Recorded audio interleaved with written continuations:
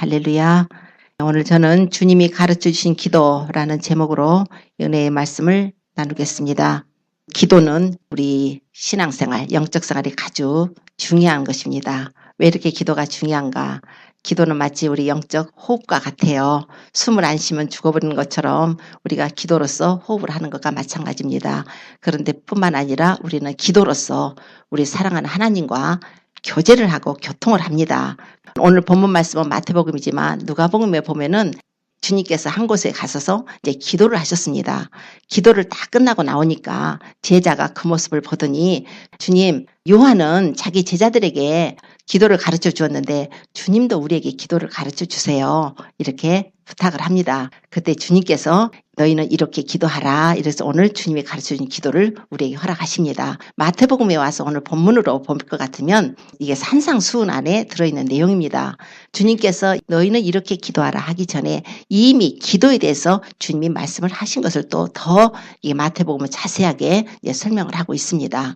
주님께서 기도를 말씀하실 때 기도할 때 어떠한 자세로 해야 되는지 금기상 어떻게 해서는 안 되는지를 두 가지를 말씀하셨는데 첫째는 외식하는 자처럼 기도하지 말라고 하셨습니다. 외식하는 자. 사람에게 보이려고 기도하지 마라. 우리의 기도는 하나님께 하는 것입니다. 너희 기도할 때 마치 바리새인들이 사거리에 서가지고 누가 오나 안 오나 쳐다보다 누구 오면 막 기도를 하고 막 이런 것처럼 하지 말고 오히려 너희는 골방에 들어가서 은밀하게 보시는 하나님께 기도하라.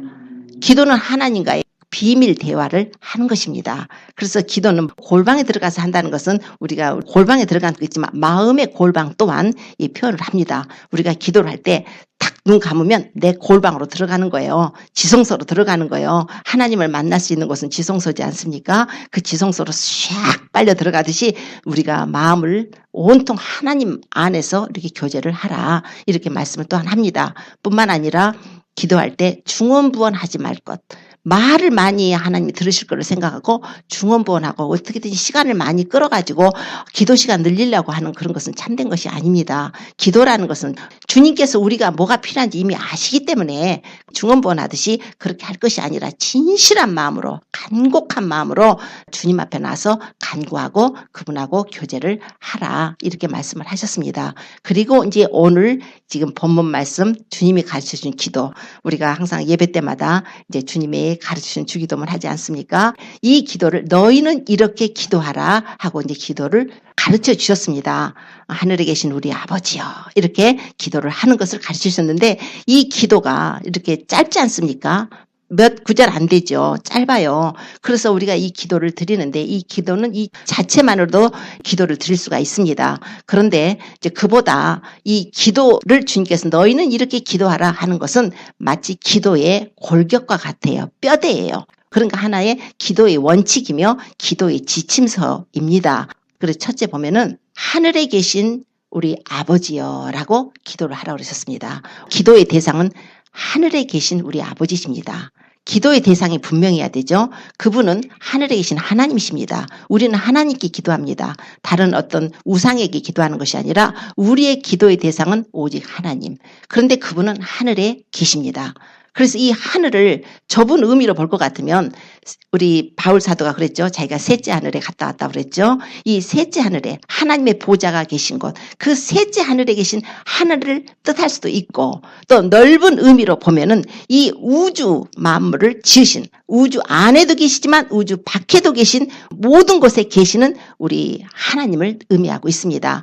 그래서 솔로몬은 그래요. 솔로몬이 성전을 지어놓고 나서 하나님께 이제 성전 봉헌을 할 때 이렇게 기도를 해요. 하늘과 하늘들의 하늘이라도 주를 용납하지 못하겠거늘 어떻게 사람이 지은 이 성전에 하나님이 계시겠습니까? 이렇게 이제 기도를 합니다. 그러니까 하늘과 하늘들의 하늘이라도 주를 용납할 수 없이 크시고 광대하신 그 하나님을 말씀을 해요. 그리고 히브리서 1장 10절에도 보면은 하나님께서 하늘을 지으셨대요. 하나님 만드신 거죠. 이 세상은 모두 하나님이 지으신 것입니다. 그래서 모든 것은 하나님이셨고 시편에 또 보면은 하나님이 하늘의 보좌를 개설하시고 보좌에 자정하셔서 권능으로 만유를 통치하신다. 하나님의 하늘이 보좌예요. 그러니까 하나님은 광대하신 하나님. 전지하시고 모든 것을 아시고 전능하신 하나님, 그러면서 무소부재하신 하나님. 하나님은 아니 계신 곳이 없으시죠. 우리가 하늘에 계신 하나님이라고 했다고 해서 막연하게 멀리 하늘만 쳐다보고 하나님 하는 것이 아니라 또한 그 하나님이 우리를 하나님의 나라로 삼으셨어요. 그래서 우리가 하나님의 성전이죠. 우리가 하나님의 성전이라고 말씀하죠. 너희가 하나님의 성전인 것과 하나님의 성령이 너희 안에 거하시는 것을 알지 못하느냐. 성령이 거하시는 전, 하나님의 성전이에요. 우리 마음 하늘이 또 있어요. 그래서 하나님이 우리하고 함께하고 계십니다. 그러니까 하나님은 아니 계신 곳이 없어요. 물론 하늘에 계신 하나님이시지만, 모든 것을 통치하신 하나님이시지만, 하나님은 광대하신 하나님. 우주 안에 계시기도 하고 우주 밖에 계시기도 하고 모든 것을 그분이 지으신 전지하시고 전능하신 하나님, 무소부재하시고 광대하신 하나님, 그 하나님이 우리 아버지라는 거예요. 아버지라는 것은 우리가 감히 아버지라고 부를 수 있는 자격을 어떻게 받습니까? 받는 것은, 우리가 하나님을 아버지라고 부를 수 있는 것은 오직 예수 그리스도의 은혜로밖에 받을 수가 없습니다. 우리가 이웃집이 굉장히 부자고 굉장히 권세자고 굉장히 잘 사는 사람이 살아요. 그래서 저 집 아들을 보면은 순전히 그냥 아주 멋진 차 타고 다니고 아버지 잘 만나가지고 덕 봐가지고 그냥 뭐 비서들도 따라다니고 경호원도 따라다니고 막 그러면은 어머, 저 집 아들로 태어났으면 얼마나 좋을까. 그렇지만 아무리 그 집 가서 안녕하세요 인사를 해도 나를 아들 삼아주지 않는단 말이에요. 혹여 자식이 없으면 양자는 삼아줄라나? 그러니까 그렇게 자식을 삼으려면 태어나야 돼요. 그분으로부터 태어나야 돼요. 그래야 그분의 자녀예요. 그래서 그냥 더러운 옷을 입고 들어가도 그냥 아버지 하고 박차고 들어갈 수 있는 건 자기 집이니까, 자기 아버지니까 들어가는 거예요. 하나님과 우리하고 관계가 아버지라는 것을 알기를 원하셔요. 우리 예수님께서는 하나님은 너희 아버지야. 어떻게 해서 하나님이, 이 창조주 하나님이, 우리는 눈에 보이시지 않는 하나님이 어떻게 우리 아버지가 될 수가 있어요. 그런데 요한복음에 1장 12절에 놀라운 말씀이 있어요. 영접하는 자, 누구? 예수 그리스도. 예수님을 하나님이 보내셨는데, 성육신을 해서 보내셨는데, 인간들의 죄를 담당할 구세주로 보내셨는데, 그 예수님을 영접하는 자, 그 이름을 믿고 영접하는 자, 그래서 그 영접하는 자, 그 이름을 믿는 자들에게는 하나님의 자녀가 되는 권세를 주셨다 그래요. 우리가 예수님을 믿습니까? 그러면 우리가 하나님의 자녀입니다. 그런데 그 하나님의 자녀로 태어난 것은 혈통으로 태어난 것이 아니래요. 육정으로 태어난 것이 아니래요. 사람의 뜻으로 난 것이 아니래요. 오직 하나님의 뜻으로 난 자들이라는 거예요. 하나님이 뜻이었다는 거예요. 오늘 우리가 예수님을 믿어서 하나님의 자녀가 된 자들은 사람의 뜻으로 된 것이 아니라 하나님의 뜻으로 우리를 하나님의 자녀 삼으신 것입니다. 이게 굉장히 정말 중요하고 감사하고 감격스러운 일이에요. 하루는 니고데모가 예수님을 찾아갔어요. 가서 라삐요, 하나님께서 함께 하시지 않으면 당신이 행하시는 이 표적 아무라도 할 수 없어요. 그렇게 말해요. 예수님께서 그 사람에게 진실로 내가 네게 이루느니 사람이 거듭나지 않고는 하늘나라를 볼 수가 없다. 그러니까 아이고, 내가 이렇게 늙었는데 늙으면 어떻게 태어납니까? 어떻게 다시 태어납니까? 내가 어머니 모태에 두 번째 들어갔다 나와야 됩니까? 그러죠? 그러니까 주님께서 내가 진실로 너희에게 이르니 사람의 물과 성령으로 거듭나지 않으면 하나님 나라에 들어갈 자가 없다 그러셨어요. 그리고서 육으로 난 것은 육이고 성령으로 난 것은 영이다. 성령으로 태어난 것은 영이라는 거예요. 우리가 하나님의 자녀로 태어나려면 성령으로 나야 된다는 거예요. 성령이 들어와야 우리가 거듭나는 역사가 일어납니다. 그래서 예수님이 오신 거예요. 예수님이 오셔서 십자가에 죽으셨는데, 예수님이 오셔서 십자가에 죽으신 것으로만 우리가 거듭날 수가 없어요. 예수님은 성령을 보내주셔야 돼요. 그래서 올라가야 돼요. 그래서 예수님께서 제자들이 막 근심하니까, 예수님이 떠난다고 하니까, 주님 어떻게 자꾸 우리를 떠나신다고 서운한 말씀 하시냐고 그냥 마음이 근심하니까 예수님께서 내가 실상을 너희에게 말하겠다. 내가 떠나가는 것이 오히려 너희에게 유익이라. 내가 가지 아니하면 보혜사께서, 성령께서 오시지 아니하시는 것이요, 내가 가면 그를 너희에게로 보내리라. 왜요? 성령을 보내야만, 성령이 우리 안에 들어야만 우리가 성령으로 거듭나서 우리가 하나님의 자녀가 되기 때문에 그러는 거예요. 예수님께서 오셔서, 그래서 예수님께서 성령을 보내신 것이 하나님 뜻이에요. 예수님이 또 말씀하시기를 그래요. 내가 아버지께 구하겠다. 내가 아버지께 구해서 내가 또 다른 보혜사를 너에게로 보내겠다. 또 다른 보혜사. 예수님도 보혜사십니다. 예수님도 우리를 도와주시는 분이에요. 도우시러 오셨죠. 우리를 죄 용서 주시고 우리를 정말 하나님의 자녀 삼아 주시려고 예수님이 오셨는데 또 다른 보혜사를 보내주시는데 그는 진리의 영이라고 그러시고 세상은 그를 알지 못해요. 보지도 못하고 듣지도 못해요. 그러나 우리는 저를 아나니 성령께서 우리 안에 계시고 우리 함께 계시다고 하셨습니다. 이게 놀라운 비밀이에요. 예수님께서는 십자가에서 예수님이 고난받으시고 피 흘리시고 죽으셔서 무덤에 들어가시고 3일 만에 부활하셔서 우리의 모든 죄값을 예수님이 청산하시기를 원하셔서 이 땅에 오셨고 그래서 하나님은 성육신에서 우리 인간의 육체를 입고 똑같이 예수님을 보내셨어요. 그런 후에 예수님이 승천하시고 하나님 보좌 우편에 앉으시고 그리고 성령을 보내셔서 성령께서 오셔서 예수 그리스도를 믿도록 은혜를 주셔서 우리를 마음을 열어주시고 성령이 그냥 탁탁 인을 쳐서 우리가 하나님의 자녀가 되게 하신 것입니다. 우리 보통 사람 아니죠? 오늘 우리는 성령님이 들어와 계셔요. 한 번 들어오시면 안 떠나신대요. 너는 내 거야. 소유권을 딱 주장하시는 거예요. 그래서 우리가 하나님을 아버지라고 부르고 기도할 수가 있는 것입니다.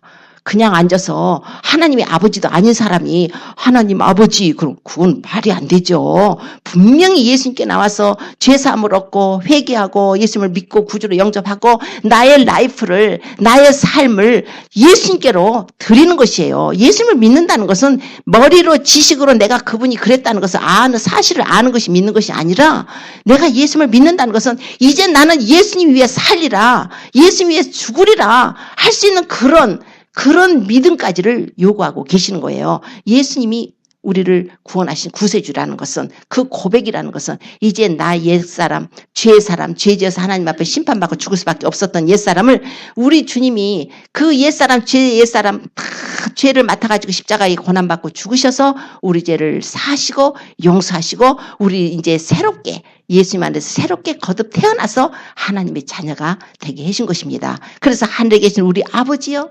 이제 그런 자는 이름이 거룩히 여김을 받으시오며 우리는 하나님의 이름을 거룩하게 여길 자로 살아가야 된다는 거예요. 우리가 주님이 가르쳐주신 기도를 주문 외우듯이 그렇게 외우는 거 소용없어요. 이 속에 그렇게 깊은 뜻이 있단 말입니다. 우리가 예수님이 오셔서 우리를 하나님이 자녀 삼으시도록 그분이 십자가에서 피를 흘려주셨어요. 보배 피를 흘려주셨어요. 성령을 보내주셨어요. 그러고 나서 우리가 하나님의 자녀가 됐으면 이제는 반드시 그분의 이름을 거룩하게 여기는 삶을 살아가는 거예요. 자식을 키웠는데 아버지는 굉장히 권세자예요. 근데 그 아들은 건달이에요. 그래서 그 아들이 나가가지고 그냥 매일 더러운 짓만 하고 다니고 나쁜 짓 하고 다니고 이러면 아이고 당신 아들이 저 가서 저 짓 해요. 그러면 그 아버지 얼굴이 뭐가 되겠어요. 완전 먹칠을 하는 거죠. 그러나 그 자녀가 삶이 반듯하고 사람들의 칭송을 받고 그러면 당신은 어쩜 그 자녀를 그렇게 잘 두셨어요. 아버지가 영광을 받는 거예요. 하나님께서는 우리를 통해서 영광을 받기를 원하고 계십니다. 하나님은 거룩하신 하나님이에요. 하나님은 내가 거룩하니 너희는 거룩하라고 그러셨습니다. 거룩하다는 것은 구별된 것이에요. 거룩하다는 것은 신적인 것에만 쓰는 것입니다. 신적이시라는 거예요. 우리는 사람은 거룩할 수가 없죠. 물론 성령을 보내주셔서 우리도 그런 거룩된 삶을 따라가는 그런 주님의 형상을 이루어가는 것이지만은 원래는 정말 하나님만 거룩이시죠. 그래서 그 거룩하신 하나님, 구별된 하나님, 성별된 하나님, 죄를 멀리하시는 하나님, 죄를 미워하시고 심판하시는 하나님. 그래서 디모데전서에 보면은 디모데전서 6장에 15절로 16절에 이런 말씀이 있어요. 하나님은 복되시며 홀로 한 분이신 능하신 자시며 만왕의 왕이시며 만주의 주가 되시며 그에게만 죽지 아니함이 있고 가까이 가지 못할 빛에 거하시고 아무 사람도 가까이 할 수 없는 자라고 말씀을 해요. 정말 거룩하신 하나님. 그래서 선지자 이사야가 유사야서 6장에 보면 환상을 볼 때 스랍들이 날아다니면서 홀리 홀리 홀리 그 영광의 만군의 여호와 하나님을 뵙고서 그냥 거룩하다 거룩하다 거룩하다 이게 찬송이에요. 하나님은 거룩히 여김을 받으십니다. 그래서 우리 십계명의 이제 세 번째 계명에도 이렇게 말씀해요. 여호와 너희 하나님의 이름을 망령되게 일컫지 말라고 그러셨어요.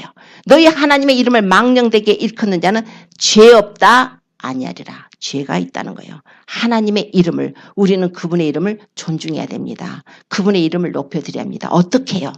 나의 삶을 통해서. 내가 하나님의 자녀면 하나님의 자녀답게 사는 것입니다.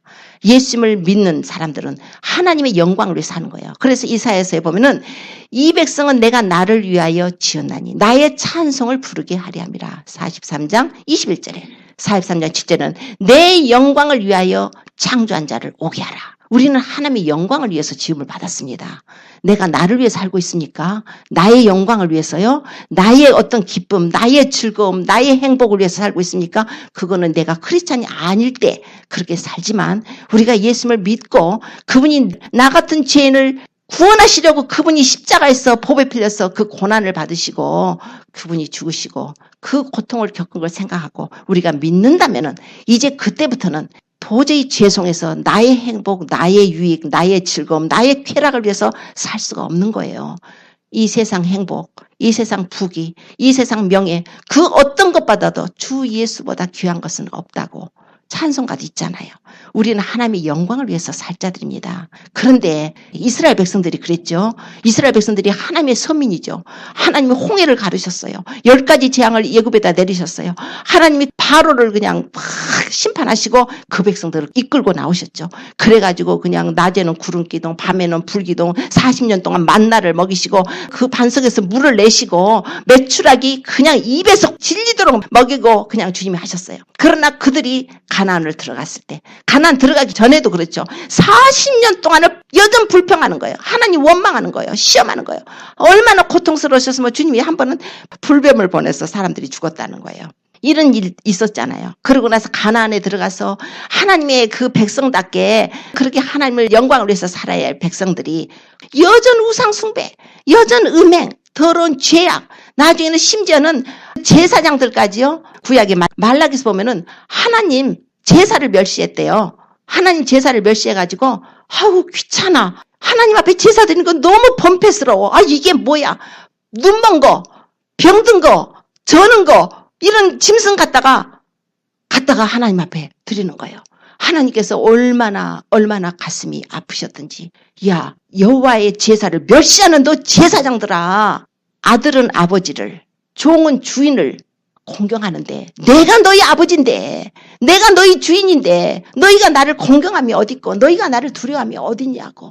차라리 그냥 그 성전문 닫아버렸으면 좋겠다고 주님이 그렇게 마음 아프게 말씀을 하셔요. 우리가 예수님을 믿어서 하나님의 은혜로 살았다면 내가 거룩하니 너희는 거룩하라 그러셨어요.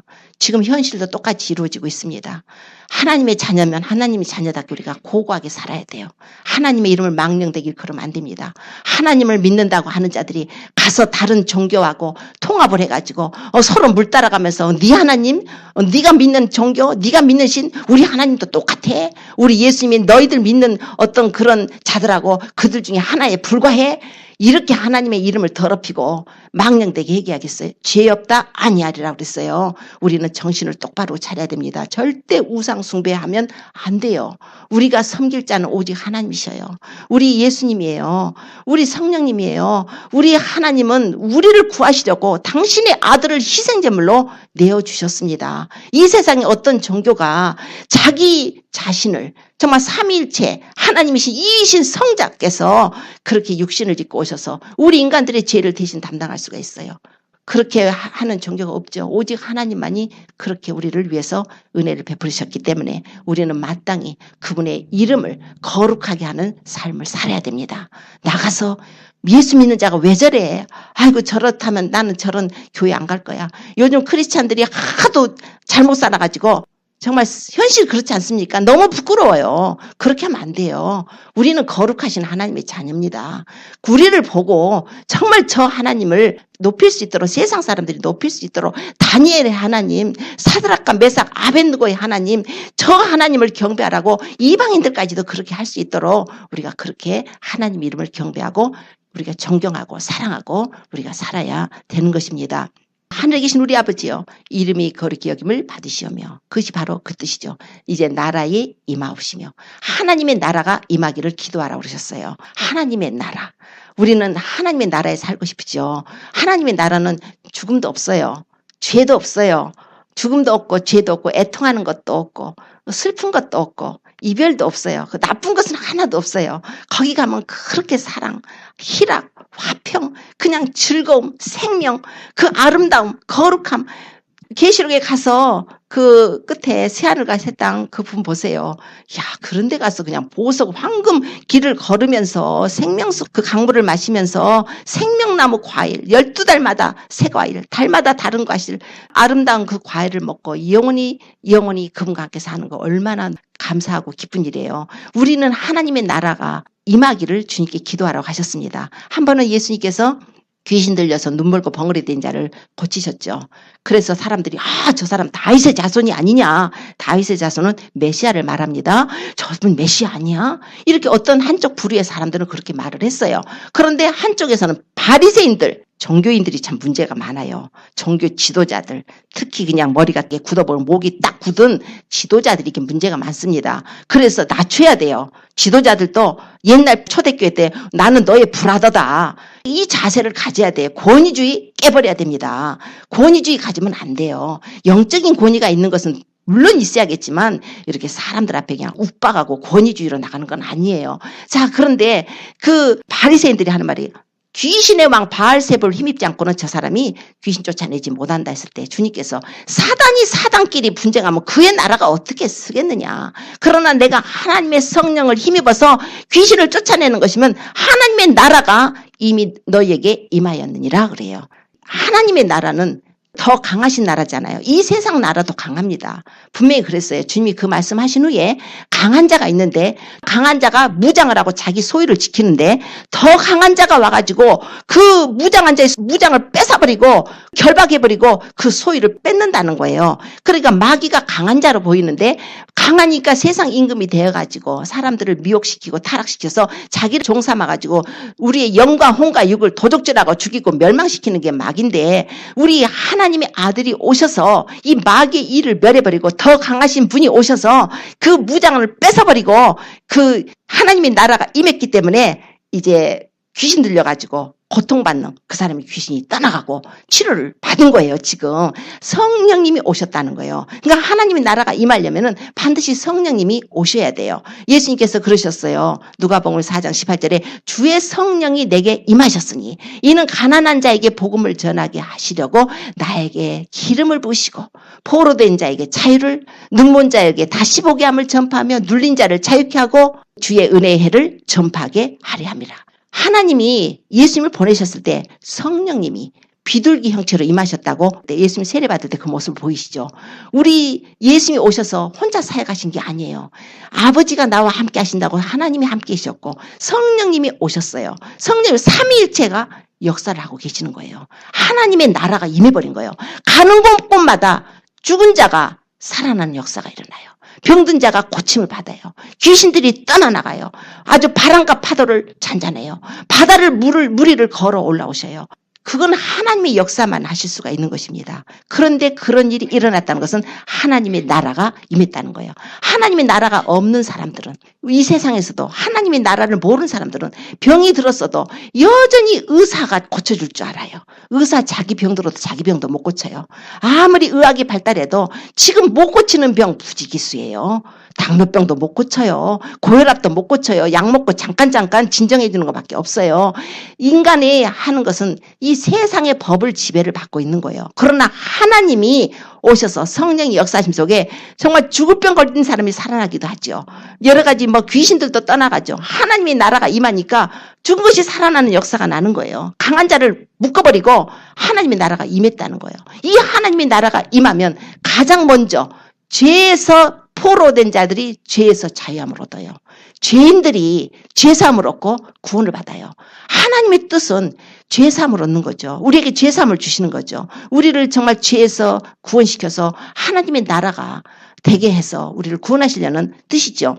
하나님의 나라가 임하기를 기도하러 가셨어요. 하나님 나라가 하늘에만 있는 거 아닙니다. 우리 안에 심령 속에도 하나님의 나라가 임하면 이제 나는 내가 주인이 아니라 성령님이 주인 되셔요. 하나님이 주인이 되셔요. 그래서 우리 예수님이 주인 되셔서 성령의 지배를 받는 삶.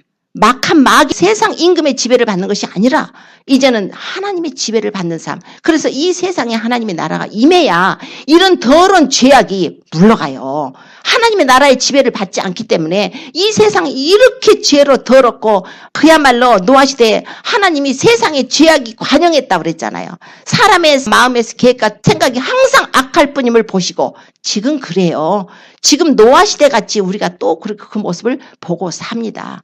어디 뉴스를 볼 수가 없죠. 어찌나 극악무도한지, 어찌나 더러운 죄가 관영한지, 죄가 합법화되고 우리 하나님의 법이 불법화되는 이런 세상에서 우리가 살아요. 그래서 하나님께서 하나님의 나라가 임해야 된다. 성령님으로 말미암아서 이 세상이 정화가 되고 하나님의 통치를 받아야 된다. 나라 임하시며 뜻이 하늘에서 이룬 같이 땅에서도 이루어지다. 뜻이 하늘에 성령님이 오셔서 뜻이 하늘에서 이룬 것 같이 땅에서 이루어지도록 기도하라고 하셨어요.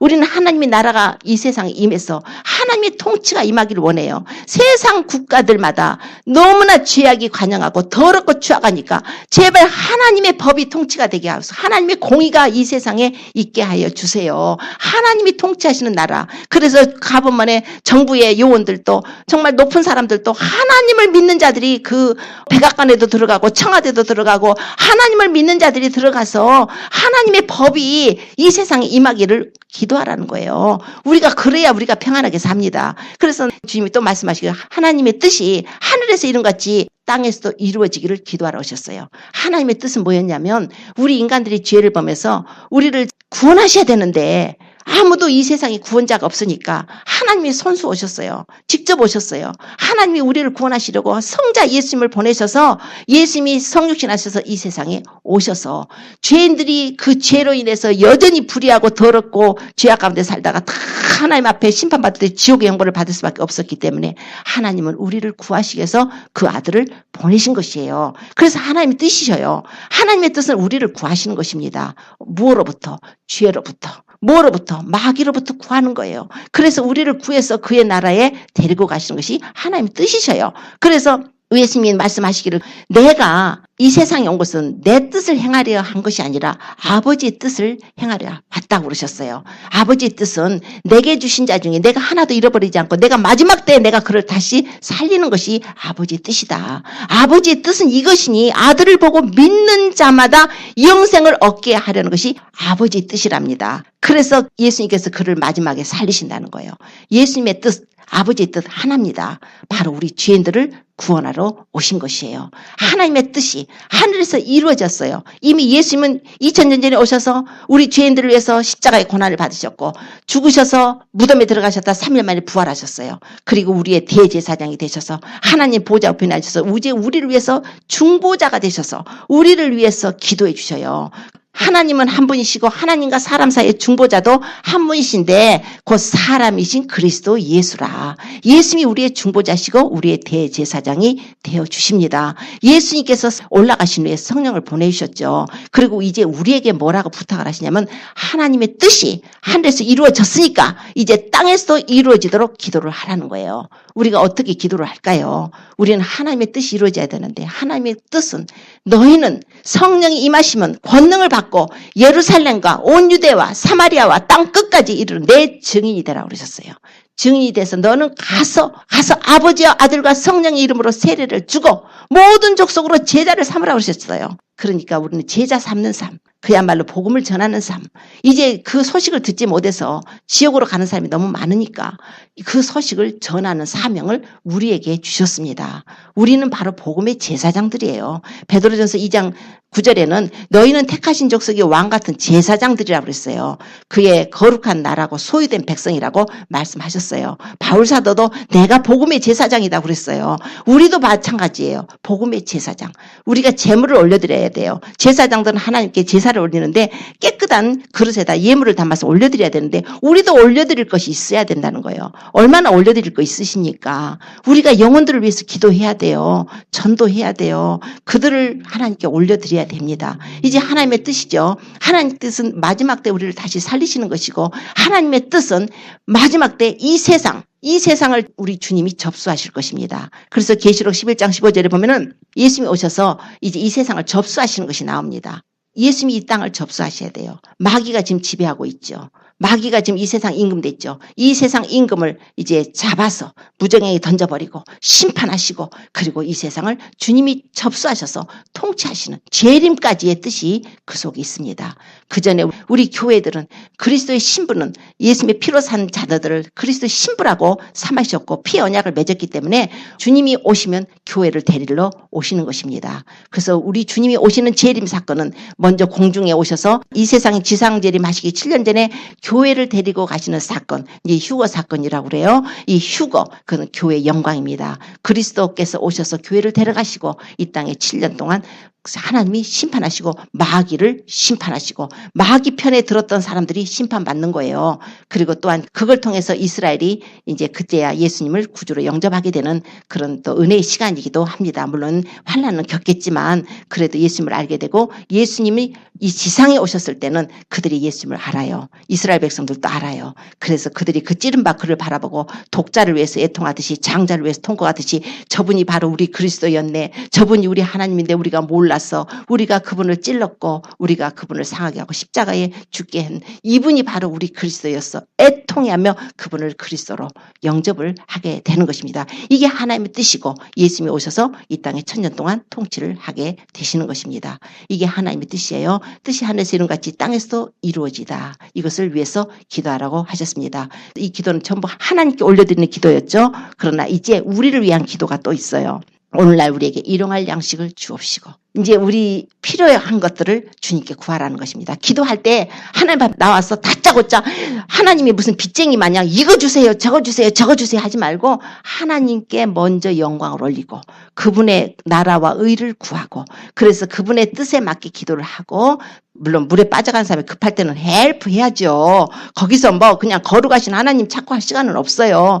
너무 급할 때는 그냥 와서 그냥 주님 울면서 도와주세요 해도 도와주세요. 그러나 이제 보통 일반적으로 주님이 원하시는 이 기도의 의미는 이렇게 어떤 그 뼈대라는 게 있어요. 하나님께 영광입니다. 그래서 그의 나라와 의를 먼저 우리가 구해야 됩니다. 그러고 나서 이제 우리의 것을 구하는데 일용할 양식을 주시기를 구하라. 일용할 양식, 주님이 우리의 공급자가 되십니다. 그래서 우리 주님께서 너희는 목숨을 위해서 무엇을 먹을까 마실까 입을까 염려하지 말라고 그랬었어요. 공중의 새를 보라. 심지도 않고 거두지 않고 창고에 모아들이지 않아도 다 너희 천부께서 기르시지 않느냐. 너희는 먼저 그의 나라와 의를 구하라. 그러면 이 모든 것을 너희에게 더하시리라. 우리가 일용할 양식이라고 했다고 해서 우리 밥만이 아니에요. 우리 삶 속에 필요한 모든 것들을 주님께 구할 수가 있습니다. 주님께서 모든 것을 공급하셔요. 이스라엘 백성들이 광야에서 40년 동안 세상에 농사를 지어서 뭐를 했어요. 그런데도 그냥 날마다 아침에 나가보면 그냥 만나가 내려 있어요. 너무나 행복했겠죠. 그런데도 그들은 막 하나님 막 부추 먹고 싶다고, 마늘 먹고 싶다고, 왜 먹고 싶다고, 막 고기 먹고 싶다고, 바로 고깃가마 있을 때가 더 좋았다고 여전 불평하다가 또 혼나고 막 그래요. 우리 하나님께서 우리를 먹이시고 입히신 하나님이십니다. 그 하나님께 우리의 모든 것을 구하십시오. 내가 스스로 그냥 힘들어서 이렇게 고통받고 쓰러져 버리지 말고 주님이 공급하십니다. 욥에게 주님이 이렇게 말씀하셔요. 욥이 그냥 막 고난 가운데서 고통받을 때 욥에게 하나님이 현현하셔서 욥에게 말씀하시기를, 네가 암사자의 식량을 위해서 네가 사냥할래? 네가 사냥해서 암사자 먹였어? 네가 젊은 사자 배부르게 먹였어? 까마귀 새끼가 배가 고파가지고 하나님을 쳐다보고 막 부르짖으면서 하나님 배고파요 배고파요 때 그 식량을 준비하는 자가 누구냐 이렇게 말씀하셔요. 우리 하나님께서 너희가 공중의 새보다 더 귀해. 너희가 있을 것을 다 아시고 너희 구하기 전에 필요한 거 아신다 하셨어요. 그리고 이제 육의 양식도 있지만 영의 양식을 구하기를 원하십니다. 우리 하나님 말씀하시는 반드시 영의 양식이 먼저예요. 사람이 떡으로만 사는 건 아닙니다. 살아계신 하나님의 입으로 나오는 말씀으로 산다고 하셨어요. 그 말씀이 우리에게 들어오면, 그 말씀이 우리에게 생명이 되면 우리가 이 삶을 나도 모르는 사이에 삶이 변화가 돼요. 하나님이 축복이 임합니다. 하늘나라가 임해요. 하나님이 나도 모르는 사이에 하나님이 일을 하시는 거예요. 막 천군천사 보내서 일을 하시고 하나님께서 도와주시는 거예요. 병도 떠나가고 삶도 때로는 우리가 연단을 받을 필요가 있어서 하나님이 길게 끌으실 때도 있지만 그래도 하나님이 다 도와주십니다. 끝까지 믿음으로 그분의 의뢰하십시오. 자, 우리가 그리고 나서 우리가 우리에게 죄진 자를 사하여 준 같이 우리 죄를 사하여 주옵시고 라고 기도하라 하셨어요. 하나님께서는 우리가 하나님 앞에서 하나님 제가 잘못했어요. 이거 용서해 주세요 했을 때 하나님 뭐를 먼저 살피시는가? 내가 다른 사람을 용서하지 않고 있는가를 먼저 보십니다. 마태복음 6장 14절에 주님이 가르치는 기도를 다 마치신 후에 14절 마지막에 너희가 사람의 과실을 용서하면 너희 천부께서도 너희 과실을 용서하시겠거니와 너희가 사람의 과실을 용서하지 아니하면 너희 천부께서 너희 과실을 용서하지 않으시라 그러셨어요. 다른 사람을 내가 용서하는 것은 내가 하나님께 용서를 받는 길입니다. 그래서 네가 제단에다가 예물을 드리려고 하나님 앞에 갔는데 형제하고 뭔가 원망 들을 만한 일이 있거든. 그냥 빨리 가서 먼저 화해하고 와서 예물을 드리라고 하셨어요. 그만큼 용서가 중요한 것입니다. 그래서 성경에 보면 1만 달란트 빚진 자, 100데나리온 빚진 자 뭐 내용 나오죠. 1만 달란트 빚진 자가 용서받았더니 100데나리온 빚진 자 그 용서를 안 해가지고 다시 그냥 감옥에 갇히잖아요. 하나님께서는 우리가 용서하기를 원하십니다. 하나님께서는 우리가 우리에게 죄진 자를 사하여 준 같이 우리 죄를 사하여 주옵시고 이거를 흘려듣지 마십시오. 내가 혹시 다른 사람을 미워하거나 내가 그 어떤 그 원한 관계 있거나 그런 사람은 내 기도가 하나님께 응답될 것이라고 생각하지 마십시오. 그거를 먼저 풀으랍니다. 이건 비밀이에요. 이게 주님이 가르쳐주신 기도의 비밀입니다. 이거 모르고서는 하나님 내가 기도했는데도 안 들어주시더라고 하나님까지 원망이 이제 그건 죄에다 죄를 더하는 거예요. 그거는 그러니까 우리가 딱 알고 둘러보시고 히브리서 12장 14절에 모든 사람과 더불어 화평함과 거룩함을 조추라. 이것이 없이는 아무도 주를 보지 못하리라 하셨어요. 화평해야 돼요. 그래서 다 용서할 자 용서하시고 용서를 받을 자가 있으면 용서를 받아야 됩니다. 그리고 주님께서 또 말씀하시고 우리를 시험에 들지 말게 하시고 다만 악에서 구하옵소서. 이 세상은 시험대라고 볼 수가 있어요. 마귀가 자기 때가 얼마 못된 줄 알면 크게 분내 내려갔다고 계시록의 12장에 말씀을 해요. 그 옛뱀 예전에 에덴 동산에서 죄를 짓게 했던 옛뱀이 계시록의 12장에 가서 보면은 큰 영 옛뱀 마귀라고도 하고 사단이라고도 온 천하를 깨는 자 그렇게 나와요. 거기서 하늘에서 전쟁이 벌어지는데 미가엘과 그의 천사들과 또 그 용과 그의 사자들이 싸우는데 용과 그의 사자들이 이기지 못해갖고 땅으로 내어 쫓깁니다. 그래서 땅으로 내어 쫓기니까 하늘에서 뭐라고 소리가 나냐면 하늘과 그 가운데 거하는 자들은 즐거워하라 그랬어요. 그러나 땅과 바다는 화했을진저 저가 자기의 때가 얼마 못된 줄 알므로 크게 분내어 내려갔다. 또 이어서 말씀하는 뭐냐면 하나님의 말씀과 예수의 증거를 가진 자들로 싸우려고 바다 모래 가운데 섰더라 그래요. 마귀는 이미 그 영적으로 죽은 자들은 밥입니다. 예수님 안 믿는 자는 밥이에요. 그러나 마귀가 대적하는 자들은 믿는 자예요. 믿는 자들은 그걸 알기 때문에 어떻게든지 우리를 쓰러뜨리려고 시험을 합니다. 시험이라는 것은 이게 템테이션이에요. 유혹입니다. 죄를 짓게 만든다는 거예요. 그래서 하나님께서는 죄를 너희들이 안 짓으려면 뭐를 해야 돼? 기도를 안 하는 거예요. 첫째가. 그래서 시험에 들지 않게 깨어서 기도하라 그랬어요. 예수님께서 기도하고 오실 때마다 제자들이 자요. 눈이 피곤하니까. 마음은 온인데 육신이 약하다. 그러나 시험에 들지 않게 깨어서 기도하라. 주님께서는 또 베드로에게 시몬아 사단이 밀가부를 하려고 너를 청구했어. 퍼미션을 요청했다는 것이에요. 청구했다는 것은 너를 퍼미션을 청구했다. 너를 밀가부로 한번 해보겠다는 거야. 그러나 내가 너의 믿음이 떨어지지 않도록 내가 하나님께 기도했다는 거예요. 그러니까 너는 돌이킨 후에 네 형제를 굳게 하라고 말씀을 하십니다. 그리고 베드로전서에 또 말씀해요. 마귀를 대적하라 그랬어요. 근신하라 깨어라 우는 사자같이 삼킬 자를 찾는다 그랬어요. 그럼 너희는 믿음을 굳게 하여 저를 대적하라. 우리는 대적하는 자예요. 어떻게 대적해? 너 싸워볼래? 이게 아니에요. 우리 씨름은 혈과 육이 아니에요. 정사와 권세와 이 세상의 어둠의 주관자고 하늘에 있는 악의 영들이에요. 눈에 보이지 않은 자하고 곤투 선수 하는 것처럼 아무리 레슬링 선수라도 아무리 운동 선수라도 못 싸워요. 이게 영적인 거기 때문에 싸울 수 있는 유일한 한 가지 방법은 우리가 기도로 싸우고 성령의 그 말씀을 가져야 됩니다. 믿음이 있어야 돼요. 믿음으로 대적하랍니다. 주님께서 우리에게 시험에 들지 않도록 기도하라 하셨고 악에서 구해달라고 하셨습니다. 시험은 믿음 가진 사람들에게 교묘하게 옷을 입고 옵니다. 요즘 지금 마지막 때가 됐기 때문에 이 시험이 온 세상에 있어요. 그래서 온 세상에 시험할 때라고 하는 그 7년 환란도 있지만 지금 7년 환란 때 엄청나게 시험이 있을 것입니다. 환란도. 그러나 그 일 있기 전에 배도하는 일이 있을 거라고 그랬어요. 많은 사람들에게 미혹의 영이 들어가서 진리를 분별을 못해요. 눈이 어두워요. 어느 게 진리인지를 몰라요. 어느 게 진리인지를 몰라서 예수님이 길이고 진리요 생명이시라는데 이제 예수님만이 길이고 진리고 생명이 아니고 다른 종교도 구원이 있다고 유명한 목사님들 그 큰 교단에서 전부들 타협을 해가지고 WCC 같은 걸 우리 한국에서 개최를 하지 않습니까? WCC가 개최가 끝났다고 해서 이제 끝났어. 끝난 거 아니에요. 이제 시작이에요. 이 모든 그런 죄의 나쁜 것들이 이제 퍼져나가는 거예요. 많은 교회들이 그걸 받아들여 버리는 거예요. 자기 마음속으로 우상 숭배를 받아들여 버리는 거예요. 어떤 거기에 참석했던 한 분이 그 외국에서 오신 목사님이 초청을 받아가지고 WCC 들어갔었는데 가서 보니까 너무 놀래가지고 그 사람이 나와서 하는 말이 처음에 이게 반대하는 사람들이 막 프랭카드 들고 있어서 이상하다고 생각했는데 나중에 보니까 내가 들어가서 직접 그들이 하는 행동을 보니까 이거는 믿는 자가 아니더라. 여기서 진리를 믿는 자가 한 사람도 없더라. 여기는 크리스찬의 미링이 아니더라고. 인터뷰한 걸 들었어요.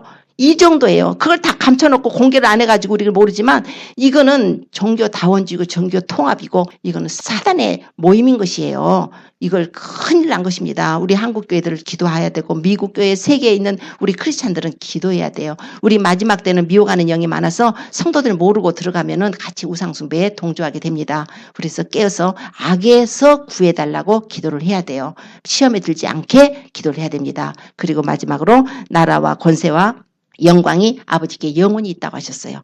예수님께서 기도를 하실 때 그 영광을 누구에게 돌렸느냐면 아버지 하나님께 돌립니다. 아버지 하나님께요. 고린도전서의 15장에 가서 보면은 아담 한 사람으로 말미암아 우리가 이 사망이 와서 죽음에 이르렀지만 예수 그리스도로 말미암아 우리가 삶을 얻는다. 이런 내용이 나옵니다. 그러나 먼저는 바로 예수 그리스도의 첫 열매인 그리스도예요. 먼저. 그리고 그 다음에는 그리스도 강림하실 때 그에게 붙은 자. 그리스도 강림하실 때 그에게 붙은 자죠. 우리 예수님 믿는 자들이 부활한다는 얘기입니다. 삶을 얻는 거죠. 부활이죠. 그 후에는 나중이니 이런 말이 있는데 그 후에 나중이라는 말은 끝이라는 거예요. 이제 마지막 때 엔드라는 것입니다. 그래서 그 후에는 세상이 끝이 나는데 그때는 모든 정사와 모든 권세와 모든 능력을 멸해버리고 예수님이 오셔서 나라를 하나님 아버지께 바칠 때라. 우리 예수님은 이 세상을 접수하실 때 사단을 멸하시고 사단을 심판하시고 나서 하나님께서 예수님이 통치하실 때 그 모든 영광을 모든 것을 아버지께 올려드리는 거예요. 하나님 아버지는 예수님께 모든 것을 주셨지만 아들은 모든 것을 하늘에 있는 자들 땅에 있는 자들 땅 아래에 있는 모든 자들 예수 이름에 무릎을 꿇게 하시고 모든 입으로 예수를 주라 신에서 하나님께 영광을 돌리게 하셨는데 그 모든 것들을 만물을 예수님께 복종케 하나님이 하셨는데 그 만물을 다스리시는 예수님이 이제 그 모든 것을 하나님 아버지께 올려드리는 거예요. 자녀가 학교 가서 무슨 상을 받아갖고 아빠 영광이에요. 아빠 은혜예요. 이렇게 하는 것처럼 예수님께서 모든 그것을 영광과 나라 이 모든 것을 하나님께 올려드리는 것입니다. 그래서 우리는 예수 그리스도를 통해서 하나님을 믿는 자입니다. 예수 그리스도는 이 세상에 오셔서 우리 죄인들을 위해서 구원자가 되셨고 하나님은 아들을 보내셨고 예수님을 통해서 구원받은 하나님의 자녀들이 이제 모두 예수님으로 말미암아 하나님께 영광을 돌리게 되는 것입니다. 이런 내용을 주님께서 알려주셨어요. 이 기도 내용이지만 우리는 그 모든 영광 하나님께가 바로 그래서 그래요. 하나님이 아들을 보내셨고 우리는 그 아들의 은혜로 말미암아 피 뿌리 먹고 죄 사함으로써 우리가 구원을 받았고 그래서 우리는 예수 그리스도를 말미암아서 하나님께 영광을 올리는 것입니다. 예수님은 우리의 주님이셔요. 그래서 나의 주, 나의 그리스도, 나의 하나님 그러잖아요. 우리 예수님이 오셨기 때문에 우리가 이렇게 구원을 받고 이렇게 하나님의 용서를 받고 하나님의 자녀가 되고 이제는 저 천국을 우리가 유업으로 받게 됩니다. 성령이 친히 우리 영으로도 우리가 하나님의 자녀인 것을 증가하시나니 우리가 자녀면 하나님의 후사, 곧 그리스도와 함께한 후사예요. 그러나 우리가 그리스도와 함께 영광도 받기 위해서는 그리스도와 함께 고난도 함께 받을 거라고 하셨어요. 예수님 믿는 거 축복 있습니다. 그러나 예수 믿는 거 그렇게 쉽지만 않습니다. 믿음을 지키시려면 고난이 따르게 될 것입니다. 누구든지 나를 따르는 자는 자기 십자가, 나를 부인하고 자기 십자가를 지고 주님을 따라야 됩니다. 예수님께서 고난의 길을 가셨다면 우리도 그런 고난의 길을 갈 수 있는 그런 믿음을 가져야 됩니다. 이제 이 세상은 점점 이렇게 환난이 다가오고 있고 곧 주님이 재림하실 때가 가깝기 때문에 우리는 더 다른 때보다 주님하고 관계를 더 맺으십시오. 더 주님 사랑하고 더 기도하고 더 말씀으로 교통하시고 또 이웃들에게도 더 관용 베풀고 긍휼을 베풀고 사랑하고 중보기도 해줘야 될 때입니다. 우리가 이렇게 자신을 우리가 단장해야 됩니다. 날마다 주님의 보혈로 씻고 그리고 회개하는 마음으로 날마다 두루마기를 빠는 자가 복이 있다 그러셨어요. 주님의 은혜로 이렇게 씻김을 받고 신부단장해서 우리 주님이 오시면 모두 다 나팔소리 듣고 그날의 주의 영광에 들어가는 저와 우리 모든 성도님 되시기를 예수님으로 축원합니다. 기도드리겠습니다.